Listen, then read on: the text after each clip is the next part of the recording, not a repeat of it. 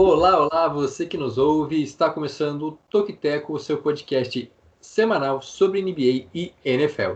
Seja muito bem-vindo ao nosso episódio de número 73. Mudamos, né? Facilitar agora, né? Número 73. Eu sou Jonathan Momba e junto comigo para mais este podcast está ele, Jonas Faria, agora sim, não estava presente no podcast da NBA, mas agora voltou para ficar. Tudo bem, Jonas? Justifique-se. Justifique-se. Ô, louco. Assim, não tem. É complicado, né? Assim, porque não é a primeira vez que isso acontece, né? E eu temo Nem a que. segunda. Nem a segunda, talvez quiçá nem a terceira, mas saiba que o amor permanece o mesmo, né? E eu agradeço a paciência de todos vocês, caros ouvintes, mas eu fico muito seguro, né? Eu fico muito seguro em deixar na mão de vocês dois, né? Outro podcast quando eu não tô aqui, sei que não é o ideal, mas a verdade é que agora, estando aqui, estou muito feliz. Essa 73ª edição, já que a gente mudou, fala da maneira difícil também. E um abraço a todos vocês, caros ouvintes, vocês que nos assistem no YouTube. Obrigado mesmo, né? Porque a gente percebe que vocês estão dando um feedback muito bacana, estão seguindo, estão se inscrevendo no nosso canal, né? Enfim, não é hora do merchan, mas continue sempre com a gente, porque tem muita coisa nova aí vindo pela frente, bastante coisa acontecendo. E completando o nosso time, ele, Juan Grins. Tudo bem? Como vai você? Olá, Jonathan. Olá também para o Jonas. Olá para todo mundo que nos ouve e nos assiste também, né? Sempre tem que lembrar desse público aí. Que é verdade, a gente não tem tantos web espectadores como ouvintes, mas é um público que a gente precisa também dar o seu devido valor. Seja muito bem-vindo, você também que está chegando agora. Porque o que acontece? Eu acho que eu estou cortando o microfone, então. Beleza. Então, acho que. Não sei se pra vocês estão ouvindo normal ainda. Então. Aqui ficou meio baixo, não sei. Tá meio baixo. Agora voltou? Tá baixo ainda? Tá subindo um pouco. De Tá, novo. beleza. Então, vou tocando aqui. Vou tocando aqui. Se ficar ruim, vocês me avisem. E daí, enfim, eu volto depois. Como eu disse no episódio da NBA, a gente teve bastante gente chegando agora no Tocoiteco na última semana. Principalmente, mas não só por isso, mas principalmente pela moral, né, que o Bola Presa nos deu. Para quem não viu nas nossas redes sociais, tanto no Twitter como no Instagram, a gente esteve nas indicações, né, fomos indicados pelo Denis lá do Bola Presa no podcast deles, falou da gente, e muita gente chegou. A gente tem acesso às nossas métricas, então, não só na NBA, mas também na NFL, o número de pessoas que ouviu o último podcast foi muito grande. Então, muito obrigado, né? Quem tá chegando agora, fique com a gente. Como eu já falei no DNB, não repare a bagunça, né? A gente sempre tenta manter a casa organizada. Mas, desculpa qualquer coisa também, já vou de antemão aqui. Mas fica com a gente. Se também não conhece a NFL, a gente sempre tenta fazer esse serviço de também, além de falar sobre o que a gente gosta, mas também de tentar explicar na medida do possível como as coisas funcionam, né? A gente tenta ser o mais didático possível e também, aí já dando um spoiler de uma provável novidade para o futuro, a gente vai também pensar em coisas exclusivas para o pessoal que está chegando agora na NFL. A gente vai pensar em produtos para a NFL para iniciantes. Então, aguarde que, enfim, se tudo der certo, a gente consegue disponibilizar na próxima off-season esse material para vocês. Desculpe a bagunça e também o barulho, porque está chovendo forte agora e temo pelo pior, mas qualquer coisa não é minha culpa, realmente só está chovendo e está trovejando bastante. Mas vamos seguir então com o nosso podcast normal. Qual que é a ideia do Toquiteco? É isso que o povo quer saber. A ideia, né, do Tocoiteco... Não, pode falar. Desculpa aí te interromper, foi mal. A ideia do Toquiteco, então, é trazer os principais destaques do basquete e do futebol americano da terra dele, del hombre, do grande símbolo, você usado aqui, do grande símbolo do hip hop dos Estados Unidos, pelo menos. Não é, tá, forcei a barra, mas, cara, eu acho que os 50 Cent, que né, enrolei, mas não 50 falei nada, centavos. os 50 centavos, cara, eu acho que ele me marcou muito a minha infância, porque, assim, obviamente ele não é o mais famoso, né? Tem, sei lá, Kendrick Lamar, tem os caras aí que são Mas tops. aí, ó, sim, é nova geração, né? Eu acho que já não é nem com isso que você deve se comparar. Eu acho que é Com mais quem que se tipo compara? Snoop Dogg, Dr. Snoop Dogg. Dre, Eminem. Eu acho que é essa galerinha Isso. aí. Não, o Dr. Dre um pouco menos, né? Um pouco menos. Acho que o 50 Cent tá acima, cara. Não, eu acho Mas que enfim. ele representa muito, né, pro movimento. Acho que talvez não seja tão famoso, mas grande parte deles leva ele como inspiração, né? Pelo menos é isso que eu vi, Ah, que eu li. pode ser. Então, o 50 Cent, que tem 45 anos, é natural de Nova York, é da cidade de South Jamaica. Na verdade, não sei se é uma cidade, se é uma localidade de Nova York. Esse é o hospital de Nova York, eu tô usando. Pode ser que seja. O nome completo dele é o Curtis James Jackson É R$1. III. Terceiro. Nossa senhora.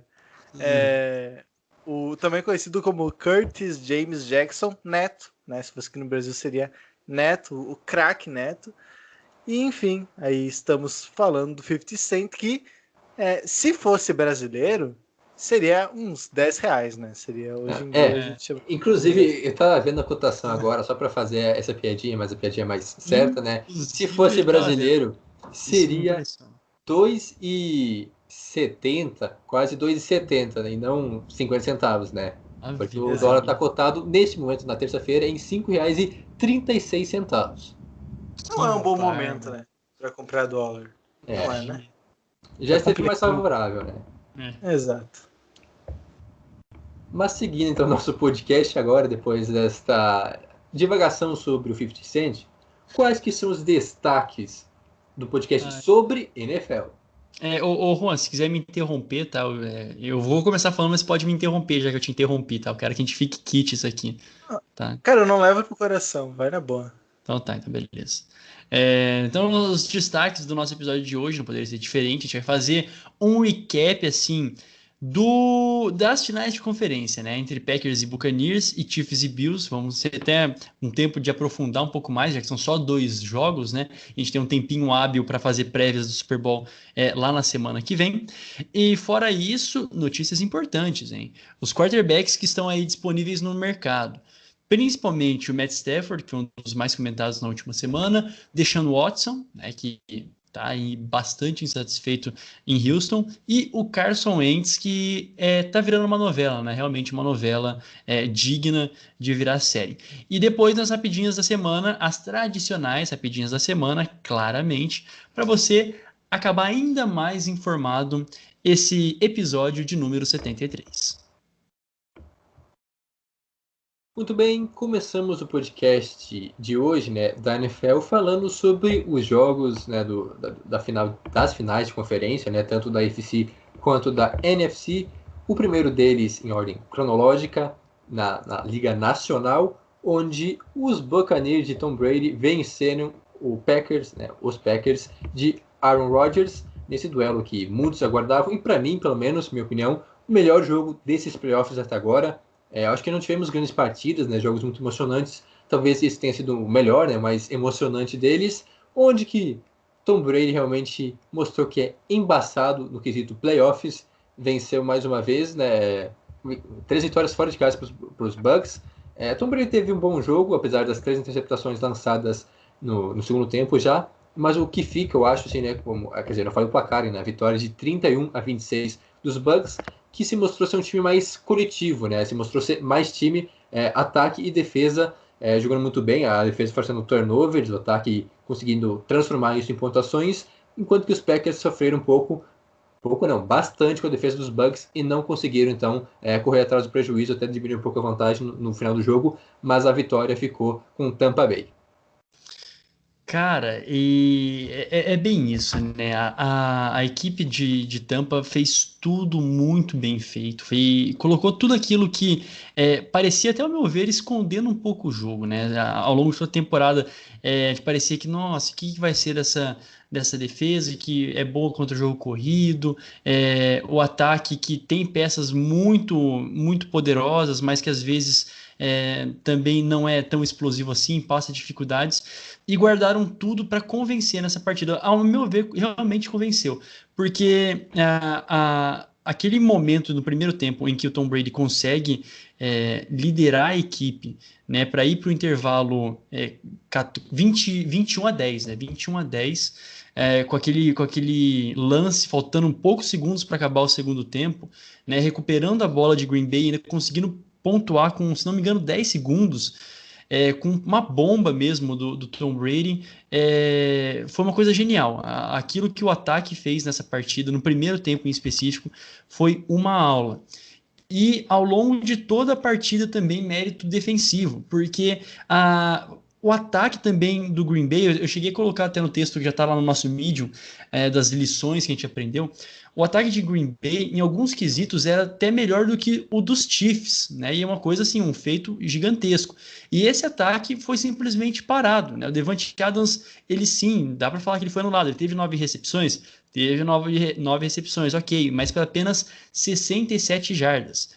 Também um touchdown, porque é uma força da natureza, mas para aquele que se esperava tanta coisa assim, né, foi muito bem anulado. E no segundo tempo foi isso que imperou. Foi a máxima defensiva dos Bucks, que conseguiu assegurar esse momento em que o Tom Brady vacilou e vacilou feio, com 3 interceptações. Né? Também dá para falar que foi um jogo perfeito, mas, enfim, brilha a estrela de campeão, porque depois, como a equipe estava bem mais nivelada, se segurou na segunda metade do jogo.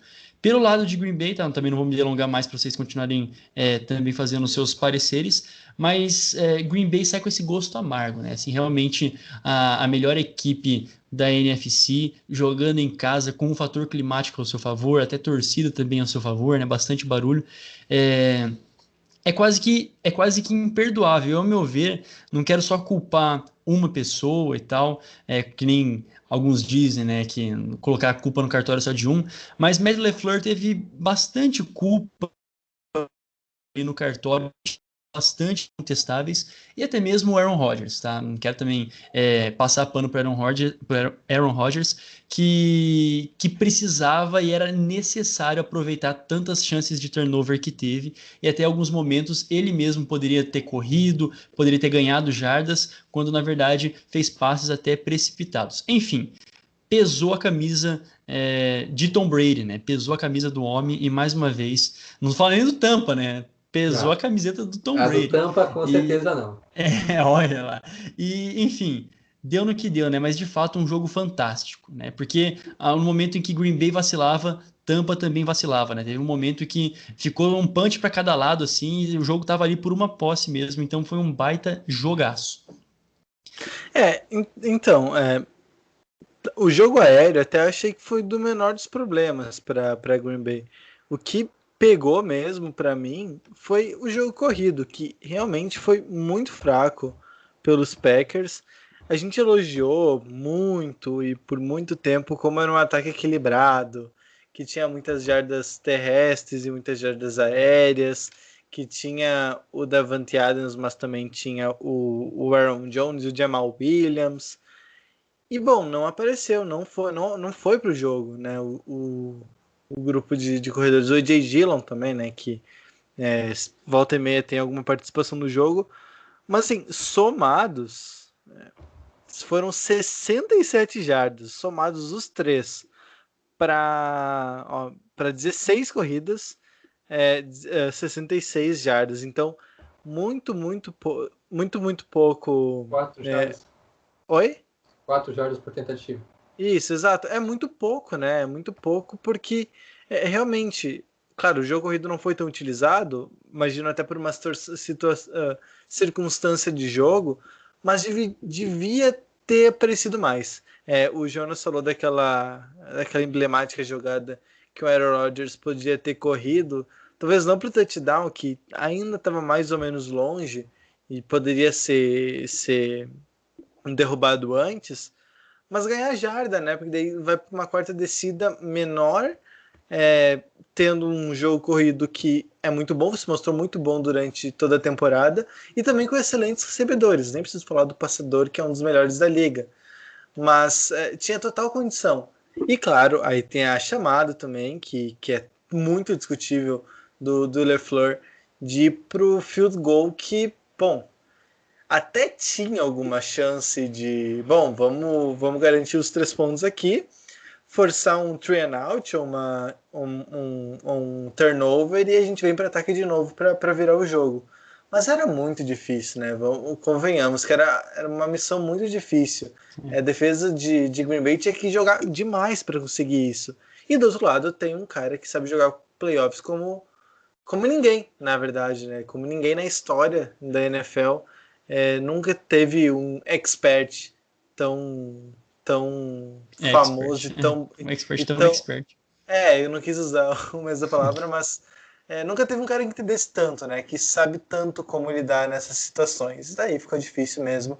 Dava para ter arriscado, mas também, por outro lado, é muito fácil falar agora, né? Que agora que deu tudo errado, que a gente sabe que não bastou, muito fácil dizer que devia ter arriscado. Mas enfim, foi uma decisão duvidosa, inclusive o Aaron Rodgers levantou a polêmica. Que louco, né? Que louco, né? Como se não bastasse a imprensa e o cara bota lenha na fogueira. Acho muito inclusive, eu acho que a gente pode falar sobre isso, né? Fazendo meio que um parênteses no meio da análise da partida. Ok, o LaFleur realmente ele errou nas chamadas. Sim. Eu acho que o Rodgers deve estar de saco cheio disso, porque não só ele, mas eu acho que o Green Bay vem sofrendo com chamadas covardes em momentos decisivos. Pelo menos na reta final da era McCarthy, né, nos últimos anos, na passagem dele por Green Bay, teve chamadas péssimas que às vezes acabaram custando vitórias, até mesmo classificações do Packers. E agora o LaFleur também, que faz um ótimo trabalho, isso é incontestável, com os Packers nessas 2 temporadas, 2 vezes chegando nos playoffs, com campanha de 13 vitórias, jogando bem, chegou até a final de conferência 2 anos seguidos também, perdeu as 2, né, é bem verdade isso, muito por conta também dessa covardia, digamos assim, nessa falta de ousadia das chamadas. E aí, o que vocês acharam da postura do Aaron Rodgers? Porque, as chamadas não foram boas, mas aí ele acabou o jogo e pós-jogo, talvez meio de cabeça quente ainda, sem pensar muito, falou, não fui eu que decidi a chamada, tanto aquela parte lá que ele deveria ter corrido também, a chamada não era de corrida, mas aí compreensível, porque se tem o Rodgers, você vai passar a bola. Mas quando você não tem opções, se os seus alvos estão marcados, aí se improvisa. Ele tinha condições de correr, ele podia ter corrido, e na chamada do field goal, com certeza, foi uma chamada bem contestável, mas a postura do Rodgers me deixou um pouco um pé atrás, assim, não era necessário colocar mais lenha na fogueira, porque a mídia já ia repercutir isso, né? E aí vai lá, o Rodgers fala, e aí dá ainda mais impulso para eles, porque tem a fala do Rodgers, e aí já tem aquelas especulações, o clima não tá bom no vestiário, será que ele vai sair agora? Até surgiram rumores de troca para o Niners, ou até, sei lá, então não gostei muito dessa postura, não sei o que vocês acharam. Eu acho que é uma polêmica muito desnecessária, porque já era uma coisa que aconteceria, né? Já seria especulado, e alimenta uma coisa que a gente lê, até deu uma aliviada porque a temporada dos Packers foi muito boa, mas que se não fosse tão boa, eu tenho certeza que se falaria mais. Óbvio. Oi? Isso, óbvio, isso sim. Mas vou continuar, tô concordando. Que foi a questão do draft, né? Que acho que até foi público também que o Aaron Rodgers falou que queria um recebedor. Na real, não sei se foi público, mas foi bem claro assim que ele queria um recebedor, uma classe que tinha excelentes recebedores, que muitos recebedores muito bons saíram depois da pick, né, da escolha dos Packers. Love. Que escolheu o Jordan Love, que é um quarterback reserva. Entende? Então vem tudo isso agora, né? Agora, porque ele já estava insatisfeito, daí por isso ele falou isso. Aí, além disso, na entrevista, ele deixa em aberto o futuro dele em Green Bay, que, bom, aí é complicado também, mas não é o momento, eu acho, né, para dizer se não sabe se vai ficar. Depois, acho que hoje ele até deu entrevista dizendo que não veio motivo nenhum para sair, enfim. Mas na hora ali, eu acho que é desnecessário, totalmente desnecessário. Tava de cabeça quente, obviamente, o Aaron Rodgers, mas aí isso não é justificativo, eu acho, para cometer esse tipo de erro. O quarterback é como se diz aquela comparação, né? É uma telha de vidro, né? O cara, ele tá em evidência, ele vai ser visto por tudo, ele é o time, ele é a figura, então tudo que ele fizer repercute de maneira gigantesca, né? E a mídia, de modo geral, até nós, né? A gente quer uma declaração como essa, a gente quer alguma coisa para dar assunto para falar. né? E, enfim, se era a intenção dele, foi bem sucedido, né? Porque ele tem, assim, eu vejo, ele tem o poder dentro de Green Bay. Hoje ele é Green Bay, ele é o cara de Green Bay. Se, tipo assim, tivesse que escolher entre ele e o LeFleur, era óbvio que ele ficaria, se ele quiser criar uma, Derrubar o treinador. ele consegue, né? Aquelas coisas bem de futebol brasileiro, assim, ele conseguiria. Mas também é isso que eu vejo do lado oposto da diretoria de Green Bay, até mesmo as chamadas de LeFleur. Às vezes é até querendo mostrar quem que manda, né? E faz umas chamadas assim, bem contestáveis e que acaba, tipo, Ferrando com o ficando cara. esse climão. E aí, mais ainda, né? Ainda deve pesar, eu imagino, na cabeça do Aaron Rodgers, que é um dos melhores em talento, é um dos que falava também que poderia bater tantas e tantas outras marcas, perder pela quarta vez seguida, né, uma final de divisão, uma final de conferência, perdão, né, uma final de conferência, 4 jogos, e agora pela primeira vez em casa. Cara, acho que tudo isso deve vir para a cabeça do cara, querendo ou não, é humano, né, e solta uma mesmo, solta poucas. Então, assim, eu falando, né, de longe, não concordo com o que ele disse, né, acho que foi um pouco precipitado, né, assim, mas também super entendo, né? Também super entendo aquilo que nesse momento, porque passou. Depois isso aqui agora também vai ser sempre especulado da mesma maneira que foi especulado no ano passado e tal. Mas, enfim, respondendo a tua pergunta, Jonathan, também acho que foi um pouquinho demais, porém passou. Né? Agora vai acalmar os ânimos, o pessoal vai descansar um pouquinho, assistir o Super Bowl, né? E, enfim, é isso. Assistir o Super Bowl, tudo que não queriam. Mas Exatamente. concordo com a sua opinião, eu acho que é muita pressão na hora, né? O cara às vezes meio que perde o filtro no calor, ainda pós-jogo, cabeça quente, deve ter falado meio que sem pensar, mas é um fato que de fato, é algo que é chato, né? Porque outros QBs não fizeram isso, né? De jogar a culpa no treinador. Talvez seja grande parte da culpa realmente do LeFleur, mas ele não precisava jogar a culpa dessa forma, né? Tipo, não foi eu que chamei. Só falava dizer, pergunta pra ele lá, ele que é o culpado. Só isso Eu seria não pior na vou, não hora, tenho né? nada a declarar, não tenho nada a declarar, tá ligado? Então, e aí outros caras, que nem o Brady, Manning, outros QBs grandes, assim, referências, quando perdiam, ou não falavam, então era aquele discurso assim, né? Tipo, sem dar o culpado, né? Tipo, não se eximiam da culpa, né? Porque Você sabe que eles estão querendo culpar o cara, mas ele não fala isso. explicitamente, né? E aí o meio que faltou um pouquinho de filtro mesmo do Rodgers, mas também é compreensível a situação. Mas agora falando sobre o jogo em si, como o Jonas já comentou, são 4 finais de conferência na última década, todas acabaram em derrota, então, ou seja, o Rodgers tá batendo muito na trave, né, no Super Bowl. Ele ganhou apenas um na sua carreira, né? E aí chegou outras 4 finais depois, perdeu, finais de conferência, perdeu todas. E eu acho que é algo que incomoda ele, né?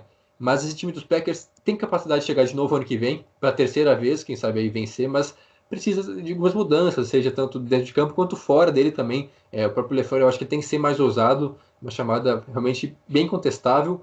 E quanto ao outro lado, é importante mencionar que os Buccaneers é o primeiro time na história a jogar um Super Bowl em casa, no seu estádio, né, pela primeira vez na história, em 50 e poucos, 54, 55 54, né? edições do Super Bowl agora, então o primeiro time a ter esse feito. Ok, que não vai ter toda a torcida, né, vai ser público reduzido, mas é algo importante, né? O Brady Campo mais uma, neutro, isso. entre Brady mais uma aspas. vez fazendo história, né? Inclusive, ele se tornou o maior passador de pós-temporada da história dos Bucks. Tem 7 touchdowns em uma temporada, né? Em 3 jogos ele se tornou o recordista em TDs passados em pós-temporada dos Bucks, para tu ver o tamanho da franquia que existe desde 76. Mas quanto à partida, realmente acho que a defesa desequilibrou. Um número assustador que Sim. os Buccaneers tiveram 40, né, marcaram 41 pontos de turnovers, né? Eles forçaram, fazendo a conta rápida, são 6 touchdowns a 41 pontos.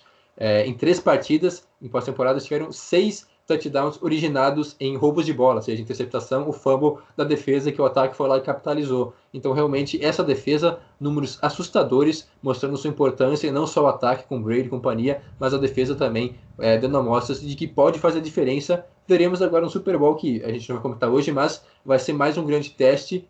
Por enquanto, essa defesa mostrou que é capaz sim, de conseguir parar ou pelo menos incomodar qualquer ataque adversário. É isso, cara. Tem um último dado muito interessante que o Tom Brady ele se tornou o primeiro a vencer 8 jogos de playoffs com um rating de passe de menos de 75, tá ligado? Assim, que é ruim, né? Um rating de menos 75 é ruim, mas é isso, o cara sabe jogar, né? Ele faz ali o que é necessário, lança um monte, depois é interceptado só pra ficar ali na parcimônia e mesmo assim faz história. É gênio, né? Não adianta. Realmente, ele aparece na hora que precisa, né? Aí depois que já está resolvido, ele lança suas interceptações e tá tudo tranquilo. Mas agora, falando do outro jogo, né, que não foi só apenas uma, a gente divagou bastante. Mas antes disso, né, rápido menção ao Merchan do Tokiteco, que a gente não pode esquecer que também é tão importante quanto os jogos.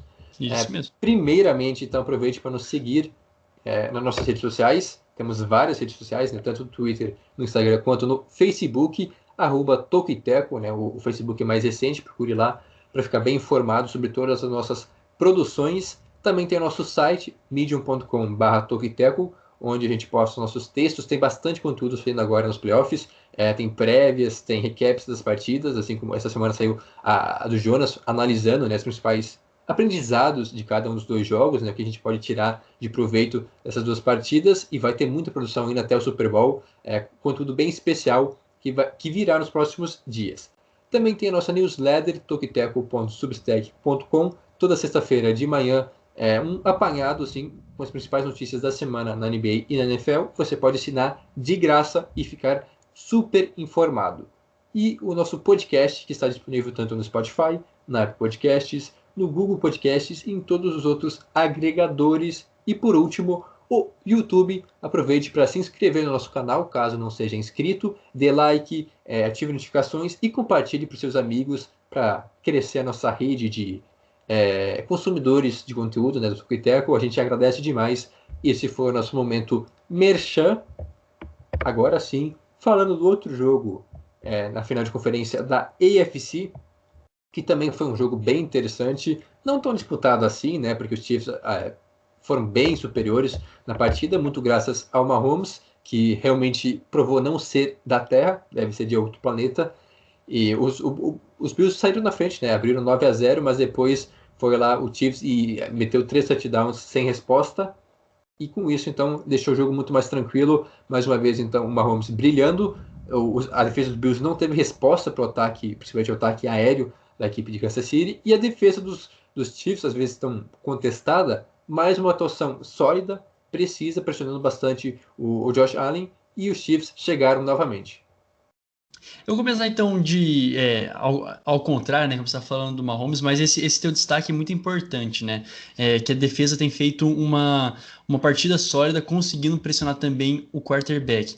Lógico, né, todos os méritos para o Frank Clark, para o Chris Jones, ok, também para a secundária, mas eles só conseguem fazer isso, na minha visão, porque o ataque se garante muito, né? E não é como se a defesa precisasse virar o jogo, não é como se a defesa precisasse procurar dar liberdade, até porque o outro ataque sempre precisa correr atrás. E foi isso que a gente viu nessa partida, né? Eles começaram ganhando, que não foi nem não, na verdade foi touchdown, né? Mas mais pela aquela falha do Malcolm Hardman, né? E depois veio o touchdown que o Josh Allen passou, enfim.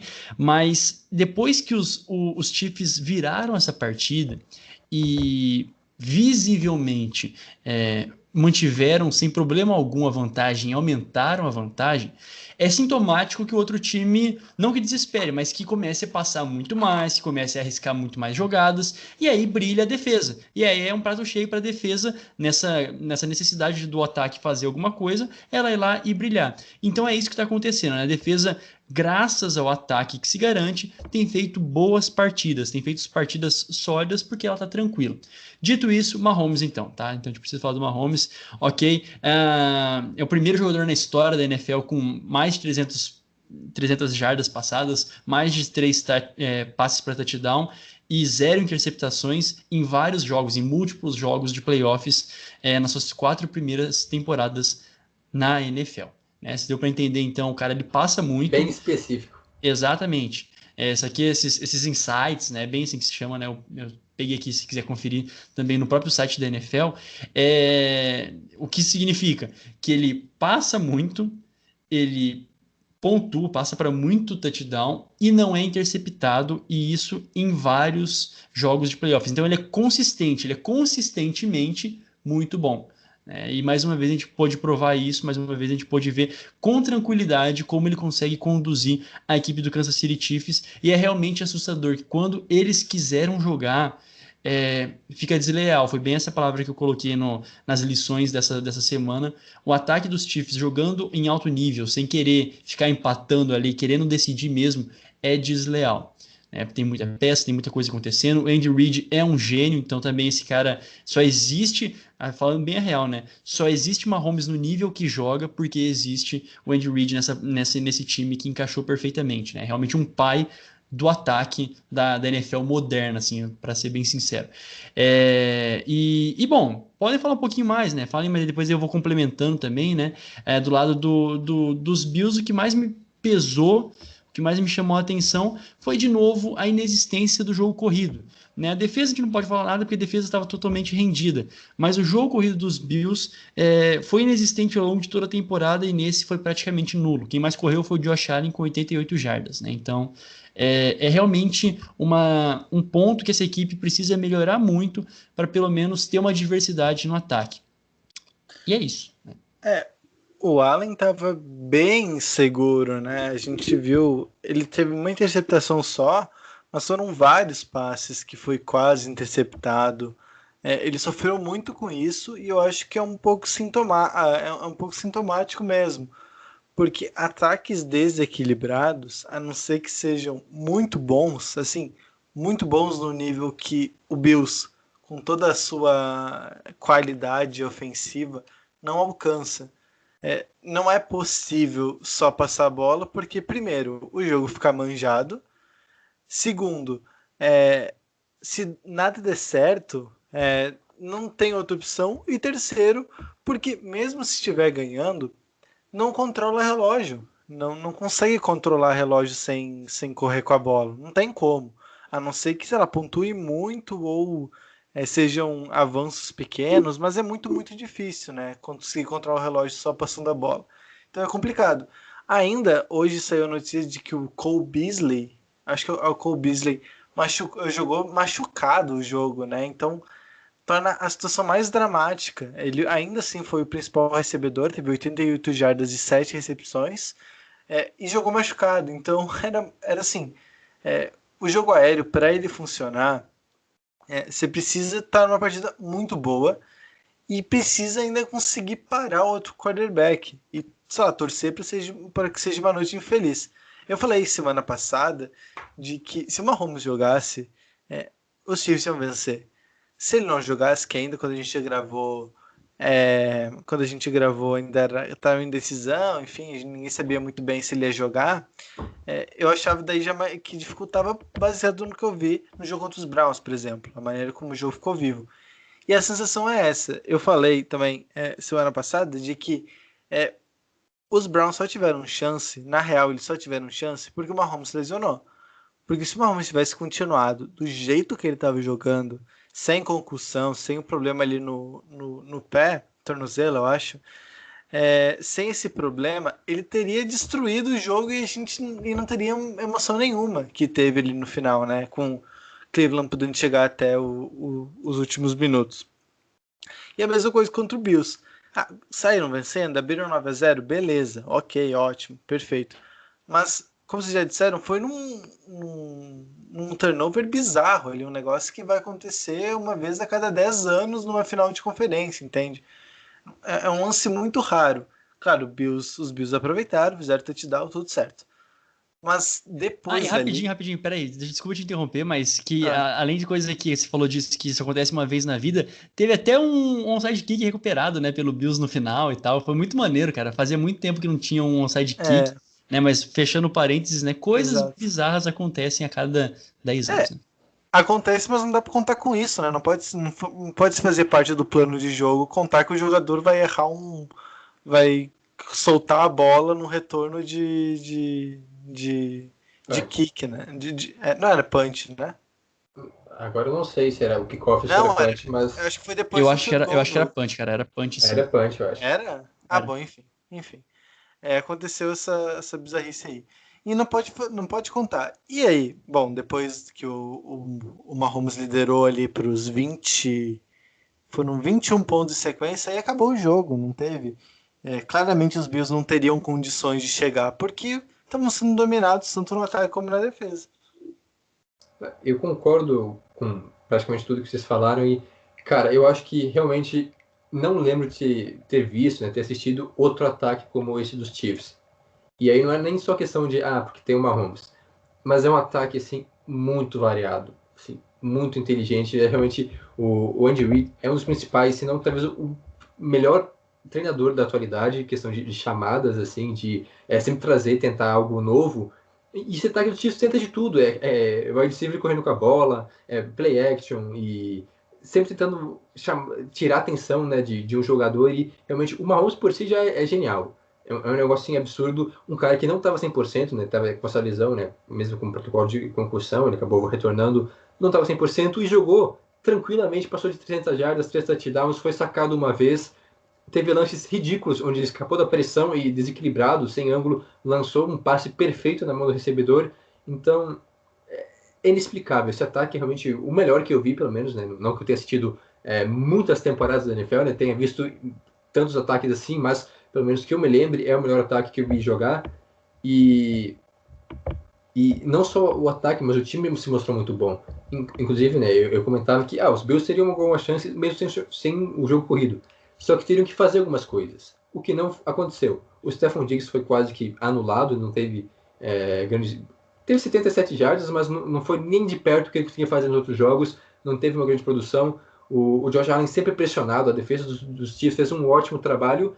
E enquanto que a defesa dos Bills não conseguiu fazer isso, né? Mesmo mandando muita blitz, o Mahomes é espetacular contra as situações de blitz, ele consegue escapar, consegue tirar bons passes, e acabou acontecendo isso novamente. A defesa dos Bills não foi eficiente contra o Mahomes, contra o ataque, tanto que teve 2 recebedores que passaram das 100 jardas, e acabou pagando caro. Eu acho que os Bills precisam de algo a mais para poder bater de frente com os Chiefs, porque eu imagino que os Bills vão chegar novamente nos playoffs no ano que vem, e essa pode ser uma das grandes rivalidades nos próximos anos da NFL, né? Se tudo continuar nesse mesmo nível. Mas ainda falta alguma coisa para os Bills poder fazer frente aos Chiefs, que hoje, para mim, meio que se tornaram possivelmente os novos Patriots da AFC, porque tem um baita QB, tem um senhor treinador, e tem um grande time também, querendo ou não. O time dos Chiefs está bem encaixado, então tenho medo do que esse time pode fazer nos próximos anos na AFC e na NFL como um todo.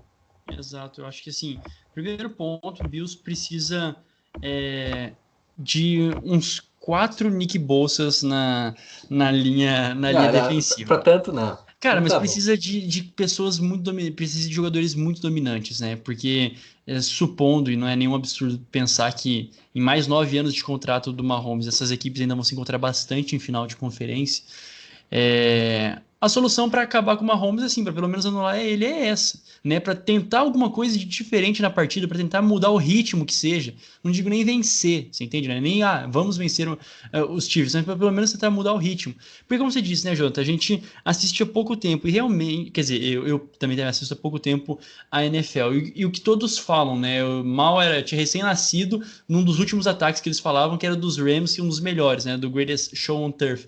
Depois disso, a gente viu muitos times bons, que ataques vão, ataques vêm, mas que se mantém há 3 temporadas e melhorando há 3 temporadas e batendo recordes há 3 temporadas, principalmente, né, 3 temporadas com o Mahomes ali titular mesmo. Cara, é realmente algo de outro nível, né? E como você disse, é uma equipe muito encaixada, uma equipe bem certinha, que tem alguns pontos de interrogação na defesa, mas o Brady também nos Patriots não é que era uma equipe perfeita, era muito bem treinada, né? Tinha também algumas fragilidades que pontualmente corrigiam num ano, depois era exposta no outro, normal, né? Só que a verdade, como um todo, quem era mais necessário, que era um bom técnico, jogadores talentosos e um quarterback de elite, fez uma dinastia nascer. Não imagino que vai ser tão fácil assim, tá? Agora, só para talvez te contrapor um pouquinho, Jonathan, mas de maneira alguma,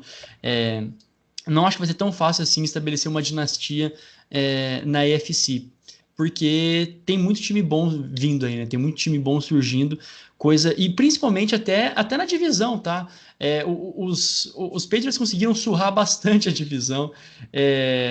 Eu sei que deve dar medo para quem é torcedor dos Broncos, quem é torcedor dos Raiders e Ainda bem também que eu dos não conheço. Chargers. Mas nunca nem vi. Mas é que esses outros 3 times, no papel, também são muito bons, né? Tem muito talento aí pela frente.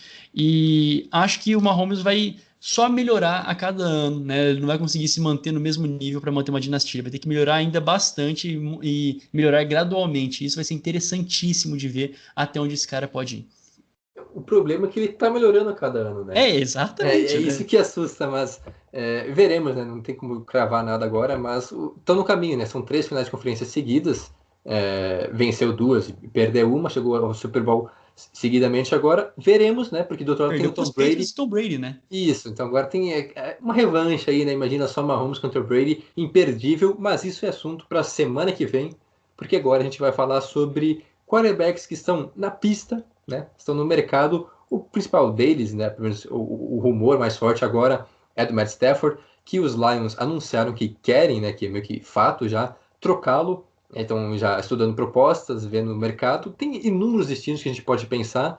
E, de fato, o Matt Stafford talvez seja um dos QBs menos valorizados, né? Um cara genial, muito bom, mas que nunca teve um time à altura. Essa é a verdade. Nunca teve nos Lions suporte para chegar em pós-temporada e fazer barulho. Chegou algumas vezes, acho que 3 ou 4 vezes desde que ele foi draftado, mas nunca, acho que sequer nunca venceu em pós-temporada. Foram né? 3 vezes e 3 Isso, derrotas. 3 vezes e 3 derrotas.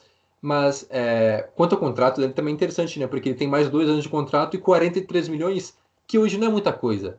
Então, para o time que for buscar ele, é um contrato ok, maleável, e vai ser um baita de um upgrade, pelo menos aqueles times que estão aí, são cotados, por exemplo, Colts, Niners, Washington Football Team, e outras equipes. Não sei exatamente qual que é, só são rumores por enquanto, mas o Stafford é um baita nome para várias equipes da NFL que podem dar um passo a mais se tiverem um QB de qualidade, um QB, não sei se chega a ser elite, mas um QB confiável.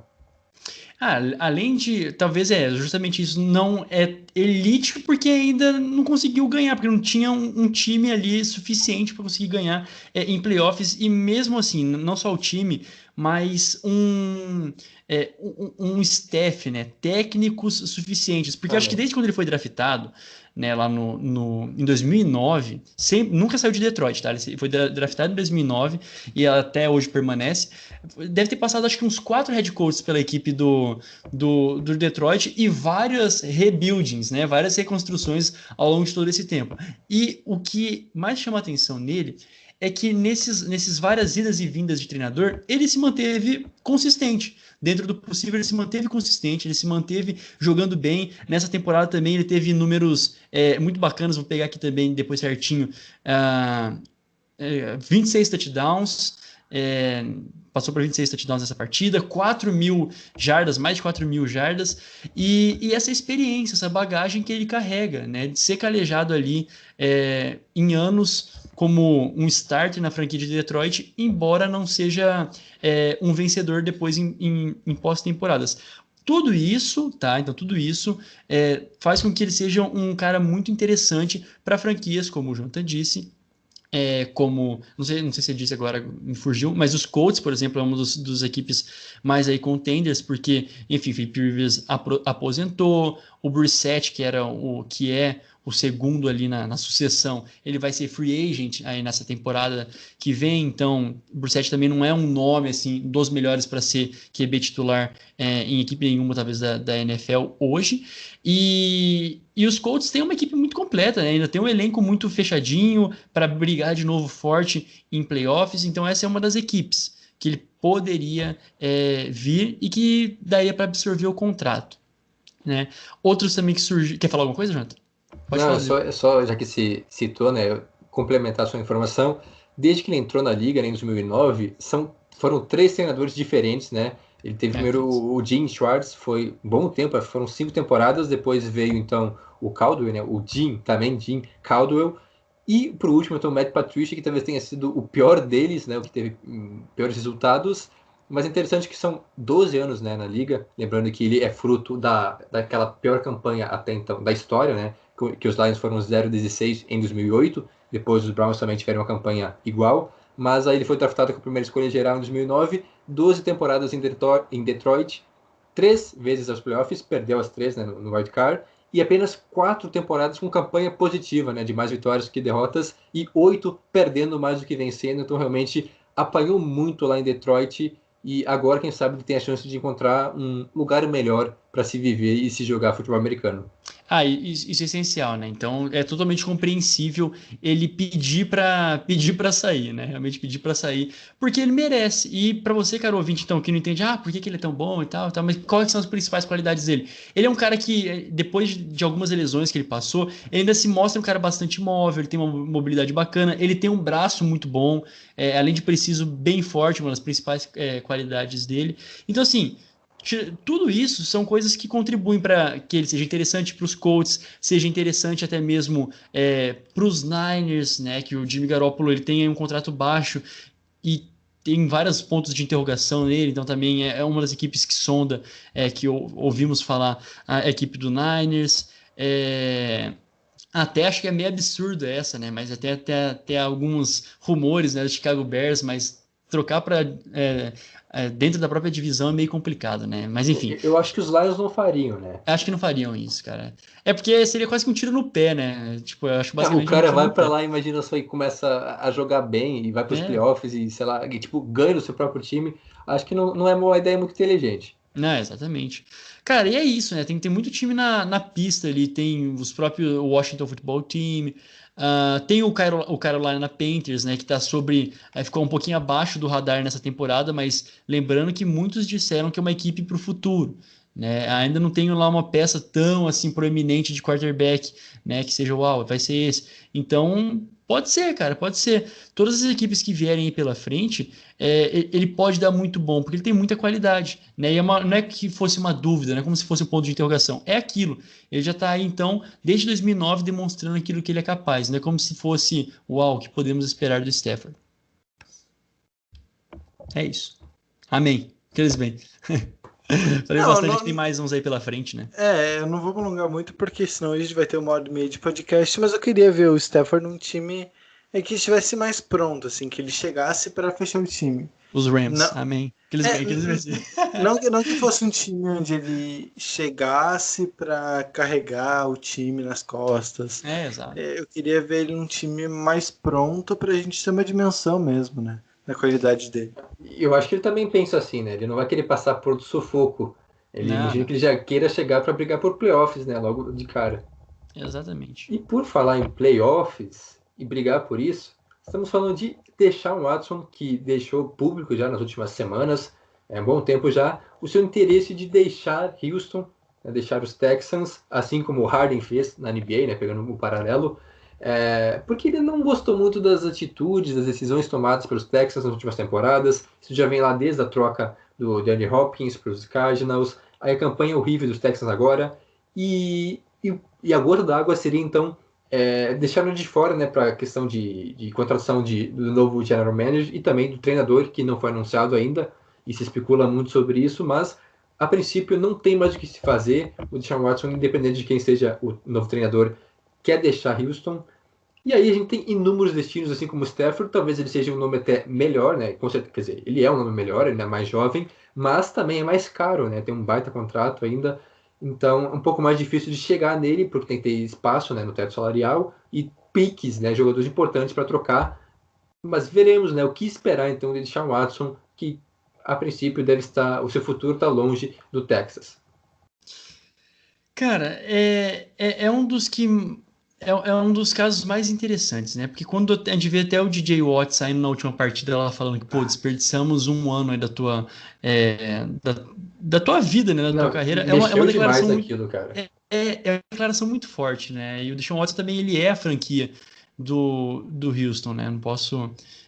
não dá para negar isso. Então, ao mesmo tempo que é triste, cara, é realmente triste pro torcedor de Houston, que nesse ano foi bizarro, nas últimas temporadas, na verdade, né?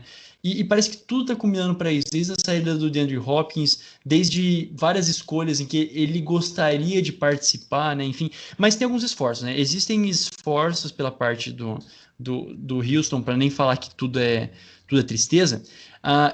Eu tô tentando aqui pegar o nome do rapaz ali que, deixa eu ver aqui, o coordenador ofensivo dos Chiefs, né? O Isso. Eric Bieniemy, né? Ele que veio aqui agora, né? Chegou na equipe. A princípio foi um cara que o Watson aprovou, né? Que ele também deu uma olhada e falou, não, é um cara que eu autorizo, entre aspas, assim. Então, existem algumas medidas de reparação. Lógico, né? Muita coisa, né, contrária já aconteceu. Mas, então, quais equipes poderiam rapidamente, os principais destinos de Watson, caso nada aconteça, né? Caso realmente seja irreparável a situação. Igual, parafraseando o poeta O Barba, né? Quando ele disse que Houston, a situação já era irreparável, né? Foi essa palavra que ele falou, insustentável. Foi isso aí que ele falou? Eu não lembro qual é que foi. Ele declarando que Ele disse que não tinha mais o que fazer. Eu acho que era irreparável, alguma coisa nesse irreparável sentido. mesmo, né? Enfim, se for irreparável, nós temos a equipe do San Francisco 49ers, né, que se mostrou bastante interessada. De novo, é uma equipe que perde pouco liberando o Jimmy Garoppolo em questão contratual, enfim, teria que dar uma absorvida boa ali no Deshaun Watson, mas nada surpreendente. Alguns até falaram nos Patriots, né, cara, assim, seja para um para outro, é umas coisas meio loucas, né, bem bizarro. Dolphins. Ah, tem algumas chances, especulações nos Bears, e um dos mais absurdos até que eu ouvi falar é Jets, cara, do próprio New York Jets, Não, o que, Jets, que o, inclusive, que está o sendo cotado como um dos principais destinos, né? Não sei se seria muito exatamente. inteligente, mas tá passando por reformulação. Tem o Saleh agora como novo treinador, que é um cara bem cotado na praça, É, mas sair dos Texans para ir para os Jets é de uma bucha para uma bucha pior ainda, né? Então, realmente.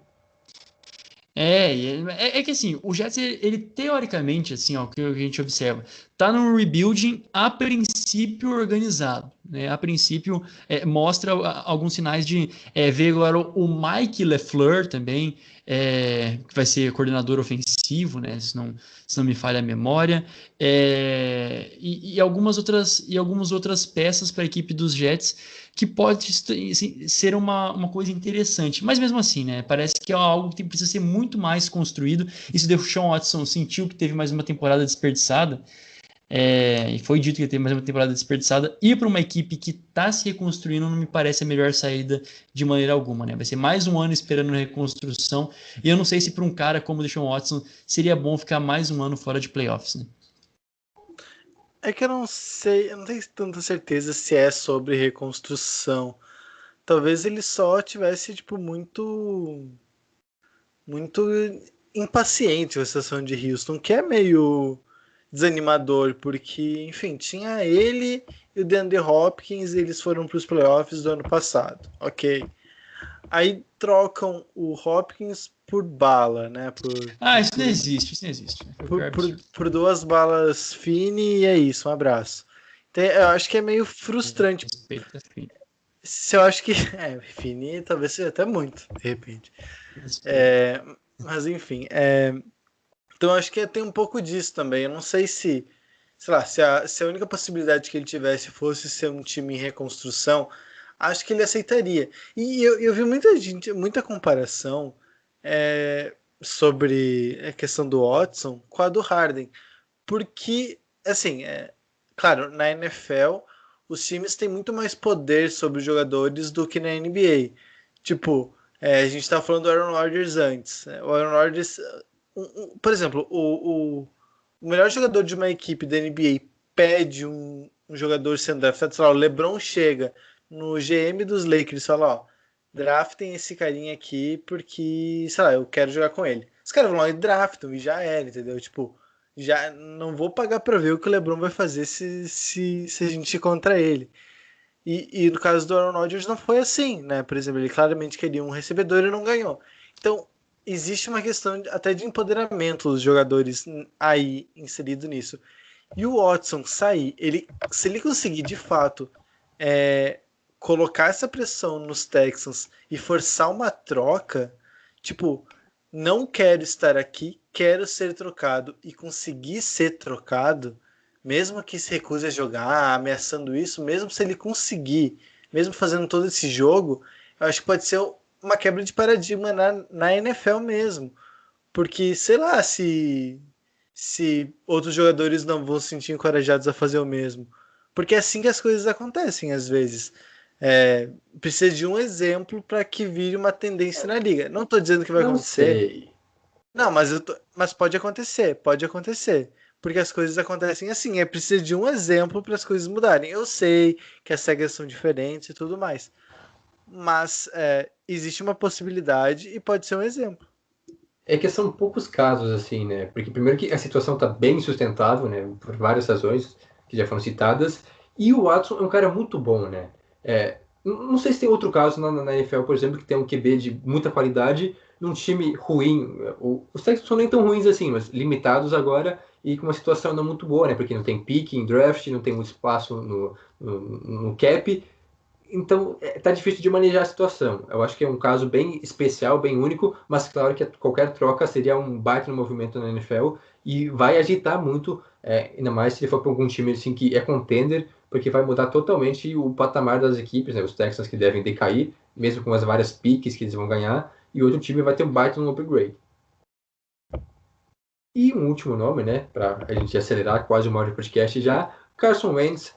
Para mim, pelo menos o menos badalado desses daí, claro que não é um grande quarterback, que está numa situação bem indefinida com os Eagles. Ele não teve uma temporada muito boa, terminou até sendo reserva, né, do Jalen Hurts na reta final da temporada, mas ainda tem sua qualidade. Eu acho que se ele encontrar um ambiente melhor, um ambiente não muito conturbado, com menos lesões, ele pode render. E aí é a mesma situação que os outros, né? Tem vários mercados sendo especulados. A situação dele ainda é mais indefinida, porque ele pode permanecer agora com o novo treinador, né? Com o Sirianni, que era o coordenador ofensivo dos Colts, sendo anunciado a princípio. Ele gosta da ideia do Carson Wentz, não cravou ainda que vai continuar, mas tem muita coisa que vai mudar agora lá em Filadélfia. Parafraseando saudoso, né, Cristiano Araújo, eu aceito ser apenas seu caso indefinido, né? E parece que é bem essa ali a situação, não? Como eu disse no início, é uma novela, né, que se cria nos Eagles, porque existem três possibilidades, né? Ao meu ver, existem três possibilidades agora.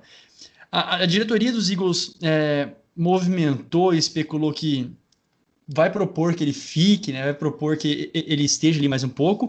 Então são algumas questões. Os Eagles querem o Wentz ali. Eles demitiram o Doug Peterson, tiraram um head coach que é campeão do Super Bowl, vão também perder de mão beijada aquele quarterback que deram tanto, que tinha tanta expectativa em cima. Então um questionamento. Os Eagles ainda querem o Wentz? Ok. Aí depois a segunda questão ainda é o Wentz está disposto a ficar lá nos Eagles, em Filadélfia, e por quais condições? Que aí entra a terceira questão. Quais são as condições que os Eagles vão oferecer? Que ele seja quarterback número 1 ainda, ou que ele se prove para continuar com a vaga de titular? Então, ao meu ver, existem essas três, né? Vocês pensaram aqui em mais alguma outra, principalmente isso. Então, é um caso indefinido, né? Acho que nem ele sabe, ele deve estar especulando muita coisa com seus agentes, né? O pessoal os seus empresários, para ver para onde que ele vai, para onde que ele pode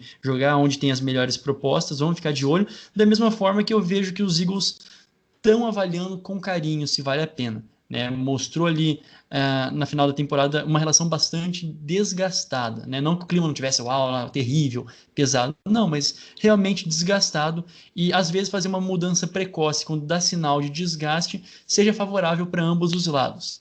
Acho que até ficou um pouquinho filosófico, meio poético, mas é isso aí, resumindo a obra.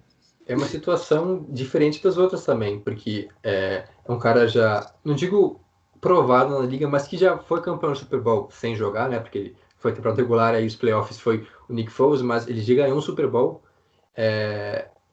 Chegou com grandes expectativas e se mostrou um grande QB no início, mas aí sofreu com lesões e decaiu nas últimas 2 temporadas, não teve boas situações. E agora eu acho que ele tem que sim se provar. Não imagino que ele, se ele ficar, não vai ser como um titular absoluto. Eu acho que ele vai ter que concorrer de fato com o Jalen Hurts. Tem condições de ser titular, se ele realmente voltar a jogar bem. Ou então sair, tem vários times. O principal especulado novamente é o Colts, né? Todo mundo meio que especula, até porque o Frank Reich, né? O Reich, era o coordenador ofensivo dos Eagles quando foram campeões do Super Bowl. Então tem essa questão aí, era ele que comandava o Wentz, ele que potencializava ele. Quem sabe agora, reencontrando essa parceria, não desse certo, mas é claro que são apenas rumores por enquanto. Eu não vejo sentido nenhum no Wentz ficar na Filadélfia agora. Porque já tá uma relação muito desgastada. Ele, enfim, já vem de 2 temporadas bem estranhas, né? Tem a questão das lesões. Aí tem o Jalen Hurts também, que é mais jovem que ele, joga bem. Dá um gás, né? É ele que dá um gás pro Eagles no final da temporada ali pra terminar pelo menos com a setinha virada um pouquinho pra diagonal pra cima, assim. Não é aquele Luxemburgo, entendeu? Não é o Luxemburgo lá pro céu. Ele é um pouquinho pra diagonal.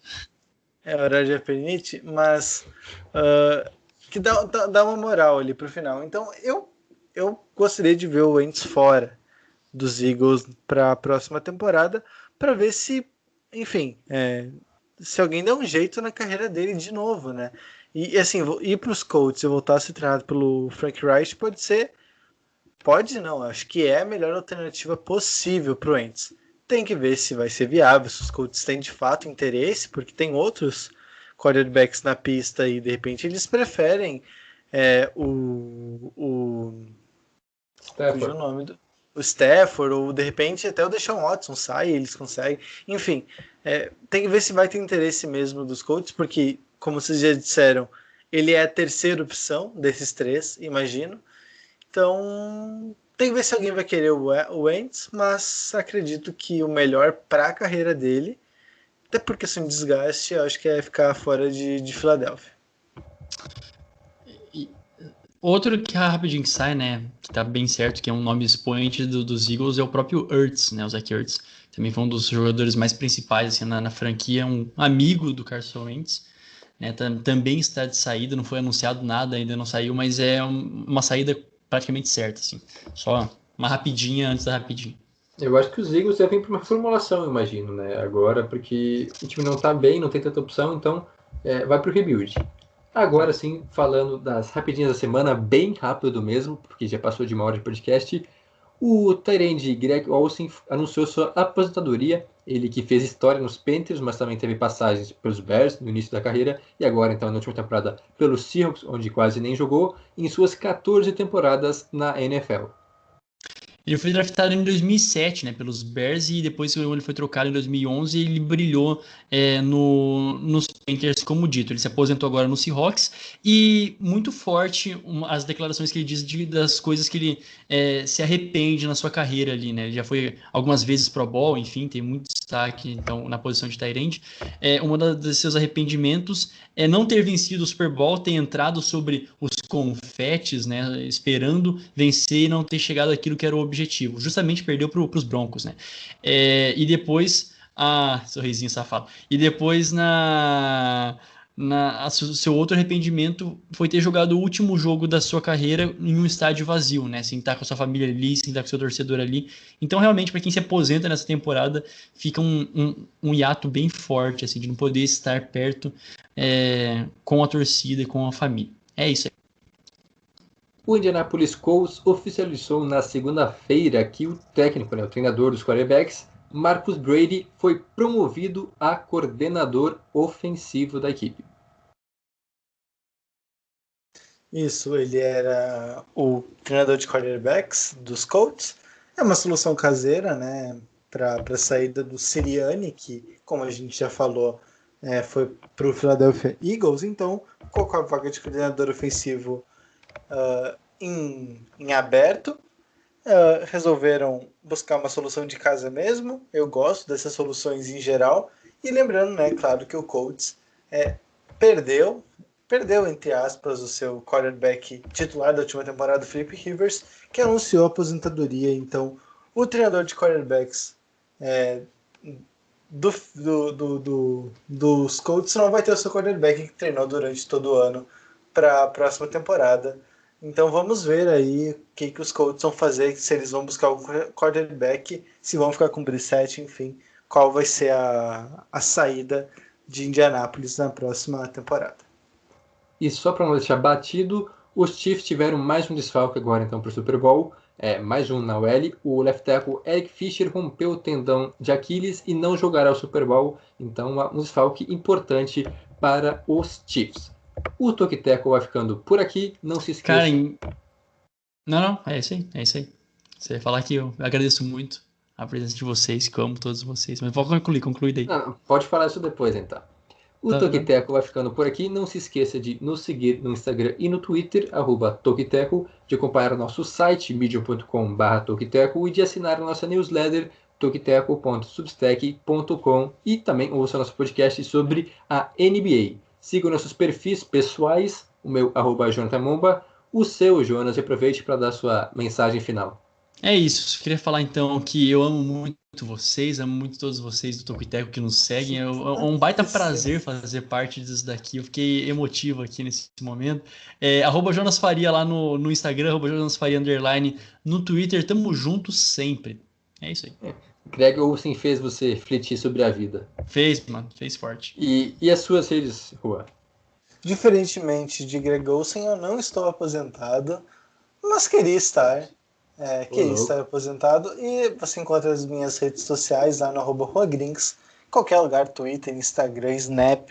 Só não vou adicionar de volta porque eu não uso o Snap, mas eu vou estar lá. É verdade, me segue no Snap. A gente volta na próxima semana com mais um episódio do Toquiteco NFL. Até lá, tchau, tchau.